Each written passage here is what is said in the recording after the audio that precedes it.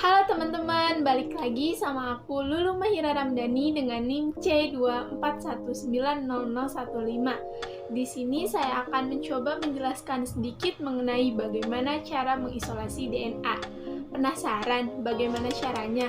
Yuk tonton video kali ini. Isolasi DNA merupakan suatu teknik dasar bioteknologi dan juga biomolekuler yang dilakukan di laboratorium. Isolasi DNA ini bertujuan untuk memisahkan zat-zat DNA dari berbagai zat lainnya seperti lipid, protein, polisakarida, dan juga zat penyusun lainnya yang melekat pada DNA tersebut. Isolasi DNA digunakan dalam beberapa hal seperti halnya modifikasi genom, PCR, dan juga rekayasa genetika. Alat dan bahan yang digunakan dalam proses isolasi DNA ialah terdiri dari sentrifugasi. Sentrifugasi merupakan suatu alat yang digunakan untuk memekatkan dan juga memisahkan larutan dengan densitas yang berbeda. Yang kedua, ada mini inkubator. Mini inkubator itu sendiri merupakan suatu alat yang digunakan untuk mengontrol dan juga menjaga suhu tergantung dari inkubator itu sendiri. Alat yang ketiga ialah microvessel dan juga tube. Alat ini digunakan untuk menghaluskan sampel yang mengandung zat padat, seperti halnya daging ikan yang berada di bawah sirip dorsal. Alat yang keempat ialah vortex. Vortex ini sendiri digunakan sebagai alat untuk menghomogenisasikan suatu larutan.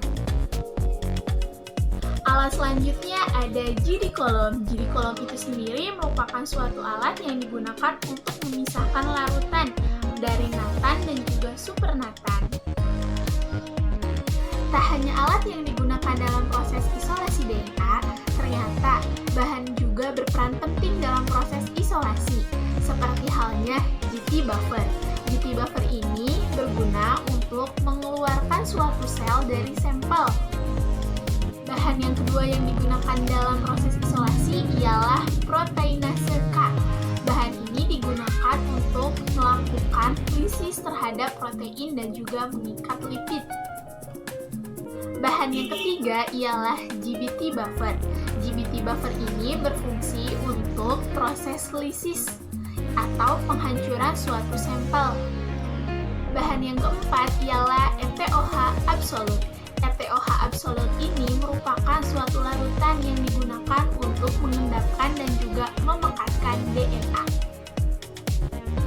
Bahan selanjutnya yang digunakan dalam proses isolasi ialah W1 buffer. W1 buffer ini digunakan untuk mereduksi protein dan juga zat-zat pengotor lainnya. Sedangkan untuk W2 buffer digunakan untuk mereduksi garam-garam yang terdapat di dalam DNA. Setelah bahan dan alat yang digunakan tersedia, maka langkah selanjutnya ialah melakukan proses isolasi DNA. Adapun prosedur dari isolasi DNA yang pertama, siapkan 0,03 gram sampel yang dimasukkan ke dalam 1,5 ml tube. Kemudian tambahkan 200 ml GT buffer. Kemudian homogenisasikan dengan menggunakan microvessel. Tambahkan prot K sebanyak 200 ml, lalu shake selama 30 detik. Langkah selanjutnya ialah inkubasi sampel dalam mini inkubasi, yang mana inkubasi tersebut dilakukan pada suhu 60 derajat Celcius selama 30-60 menit. Langkah selanjutnya ialah invert selama 30 kali dengan waktu 5 menit. Lalu tambahkan 200 ml GBT buffer. Langkah selanjutnya ialah shake sampel tersebut selama 5 detik. Kemudian inkubasi sampel tersebut pada suhu 60 derajat Celcius selama 20 menit. Kemudian invert sebanyak 30 kali selama 5 menit.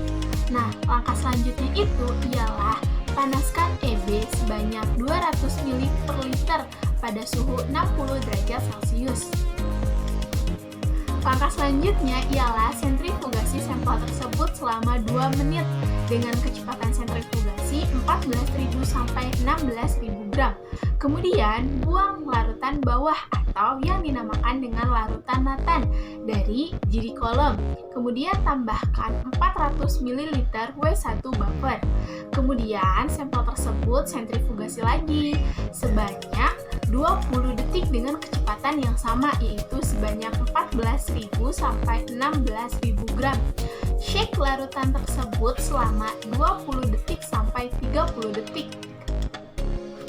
Langkah selanjutnya ialah buang larutan natan pada jidi kolom. Kemudian tambahkan 600 ml W2 buffer. Kemudian sampel tersebut sentrifugasi lagi nih sebanyak 20 detik dengan kecepatan yang masih sama, yaitu 14.000 sampai 16.000 gram.